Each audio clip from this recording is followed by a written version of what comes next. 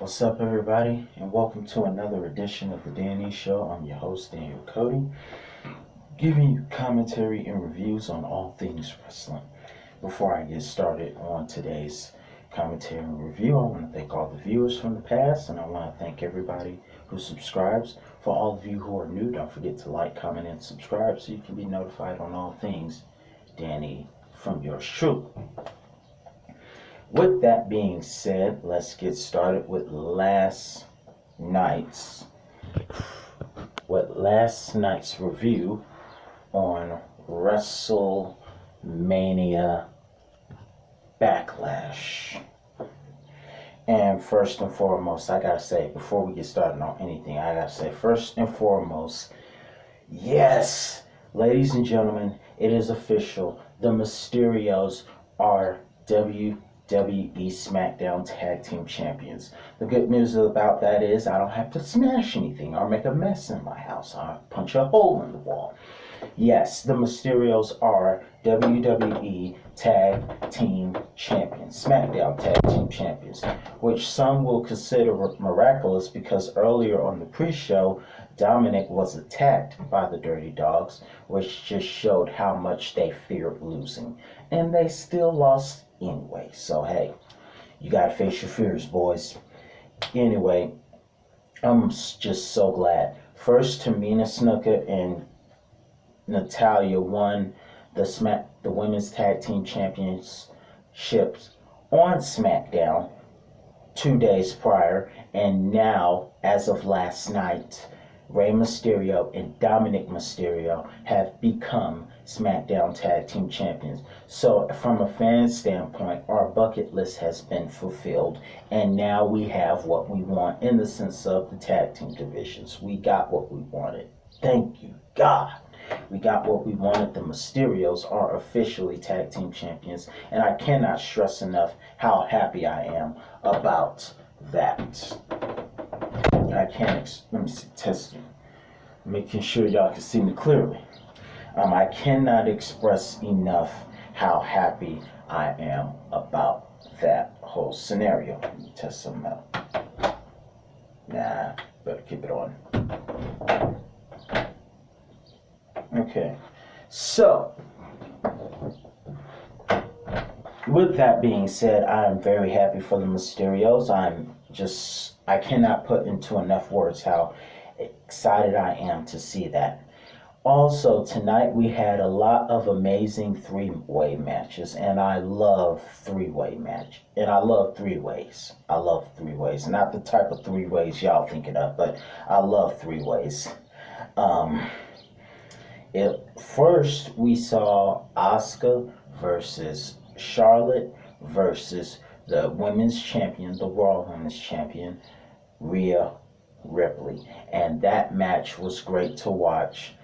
And I gotta say, Rhea Ripley has a great sense of humor because at the end of the match, which she pinned Asuka to retain her women's championship, after that, she stood on the turnbuckle and held her championship up high to celebrate. Rhea Ripley did, and on top of that, she mocked Charlotte Flair because Charlotte has become a bit of, some might say, a complainer or a crybaby, if you will, and Rhea Ripley mocked that, doing these and making crybaby sounds and things of that nature. So I thought that was kind of funny. So, but my favorite triple threat match of that night was, my favorite out of those two triple threat matches was the one between Drew McIntyre, Bobby Lashley, and Braun Strowman. First of all, I don't think it's wise, MVP, to do the same thing that a lot of people have done to Braun Strowman during his childhood. That's pretty cold of you.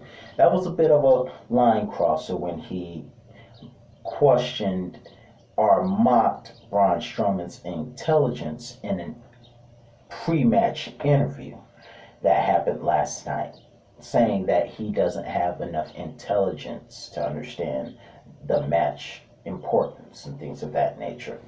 because, as we all know, Braun had been bullied, which we did not know, and Braun Strowman's angle with Shane McMahon was actually based on real life experience. So don't call Braun stupid, because he is not, and that makes him angry. And if someone called you that, you'd be angry too. But either way, getting to the matters at hand, um, it was an amazing triple threat match. That was my favorite match of all. The one between Lashley, Strowman, and, Drew. It was amazing. It was because it was a match between two heavy hitting giants. And it was also a match where we saw giants fly. I mean, especially Drew, because Drew's a pretty tall guy. But it was a match we saw giants fly. We saw one of the highlights of that match was Braun Strowman catching Drew McIntyre in midair, not coming off the turnbuckle, but catching Drew in midair as Drew was running to do his Claymore kick. Braun Strowman caught him, and gave him the power bomb through the announce table. And that was one of the highlights of that night, was watching that and watching giants fly the way they did. You will watch that match and you'll think, didn't know giants can fly. The last time we saw giants fly was Dominik Dijakovic, before they messed him up, and character speaking, and Keith Lee. And the only other giant I know that can fly like that is one of my all-time favorites, The Undertaker, in special occasions where he goes over the top rope at flying, doing his special OMG dive at WrestleMania.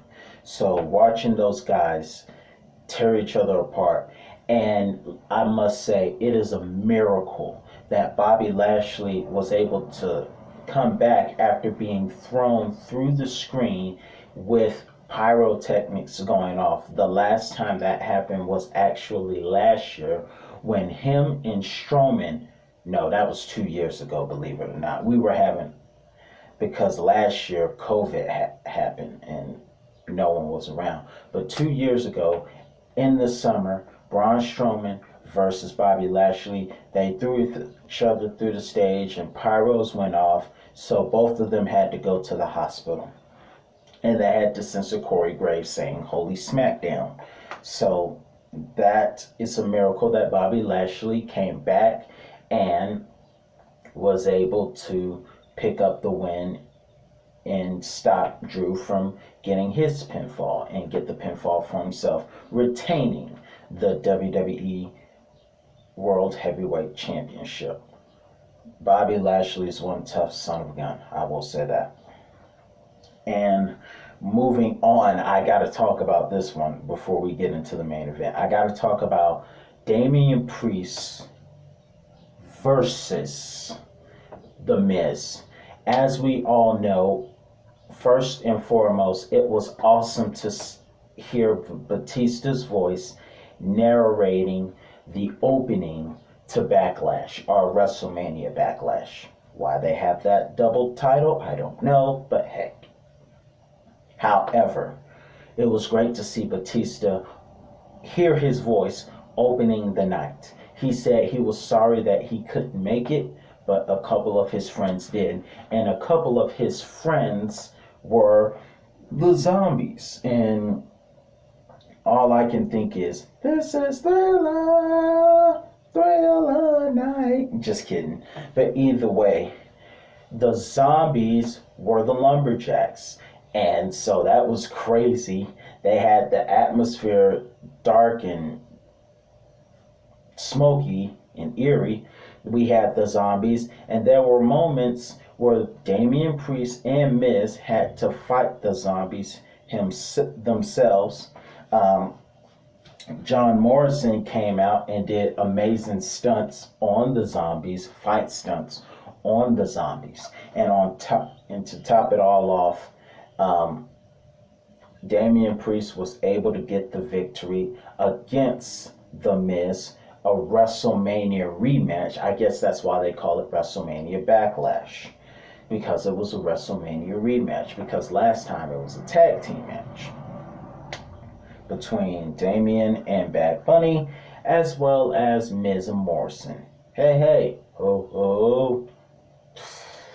But either way, Damien Priest won, and he got the heck out of there and left the zombies to do God knows what to the Miz. I hope the Miz is okay. But it was still very entertaining to watch. And the zombies were there with Batista being the narrator to Backlash and the zombies being president. It was there to promote Batista's new movie, which is on Netflix, Army of the Dead. And they're probably going to make a video game out of that because everybody loves a good video game of guys shooting zombies to death and just shooting dead zombies coming at you. For some reason, everyone loves games like that. So that'll be a video game real soon. And until then, you have that Army of the Dead movie, which is on Netflix. Main character, Batista. Also, what a match between Bianca Belair and Teen Titans short haircut Bayley. Raven. Bayley has a haircut like Raven. Either way, it was an amazing match to watch, and finally the laughing stopped, and it was just great to watch. Both women brought their best, and I was really hoping to see Bianca use her hair to give Bayley one little whip. Just one would have been nice. As revenge for everything that Bayley has done, I really wanted to see Bianca give out that whip. Of course, if you listen to it, you heard it at WrestleMania, so I know it hurts like crazy. Either way, despite everything that happened, as great as the match was, Bianca Belair is able to retain, thankfully, because me personally, I was rooting for Bianca to retain the championship, and she did after a hard-fought match with Bayley, and Bayley's tactics with Bianca's ponytail finally caught up to her, and Bianca was able to use her hair to help her win. And so what was funny was at the end of the match, Bayley pleaded her case to not only the commentators, write it in your notes, write it in your notes, she's a cheater, and then went to plead her case with the referee, and the referee was like, yeah, but you cheat too. You cheated many times in that match, and she did. It's funny, if you ever watch, if you're ever a fan like I am, you notice it's very funny how it's okay for the bad guys to cheat, but when the good guys do one little thing, everyone's all over them. I remember when Batista won the World Heavyweight Championship from King Booker at Survivor Series 2006. JBL threw a fit because Batista used the championship belt behind the referee's back. Now, had the tables been turned, it would have been okay for King Booker to cheat. So I find it funny. Corey Graves, if someone cheated to defeat Baron Corbin, Corey would have a fit. However, Corey would say, by any means necessary, Cole, if Corbin had cheated. So it's just really funny. That kind of stuff really makes me laugh. Not in a mad way, but it really does make me laugh. Moving on, I think last but not least, we gotta talk about this angle with Roman Reigns versus Cesaro. Now, as we know, the family drama between Roman Reigns and Jey Uso continues as regards to the returning Jimmy Uso, and aka Nobody's Biscuit. But what a match it was. I don't know if I can say it was one of the best matches, but Cesaro did put up the best he knew out, because we saw a Roman go after his arm a lot, and it proved to help a little bit, because there was a particular moment where Cesaro was supposed to hoist Roman up for the uppercut and couldn't do it because that arm had been worked on so much during that match. And the ending, I don't know about the ending so much, because once Roman got him in the guillotine and won that match. Jimmy Uso came and just continued stomping him down. And then Seth Rollins came in to finish the Bones. And I don't know the status after the night went off the air and after all that Seth Rollins did to Cesaro's arm with a steel chair. I don't know the status of Cesaro. I hope he's not seriously injured, and I hope he'll make a speedy recovery to kick Seth Rollins' butt, and give him another headache because I enjoy watching him get spun around. However, I don't know the status of Cesaro's injury. I don't know if he's injured, but based on what happened last night, he probably is. So I got to see what happens this Friday night on SmackDown. But other than that, it was a lot of great memories last night, and it was pretty fun to watch, especially the Zombies as a lumberjack, as well as the triple threat match was between the guys. The women were awesome too, but the guys were really, really good. Just really all-time awesome. But most importantly, out of all of that, I am so glad the Mysterios are SmackDown Tag Team Champions. Father and son as Tag Team Champions. Can't beat that. That's all the time I got for you today, folks. I'll see you next time for another review. Peace out.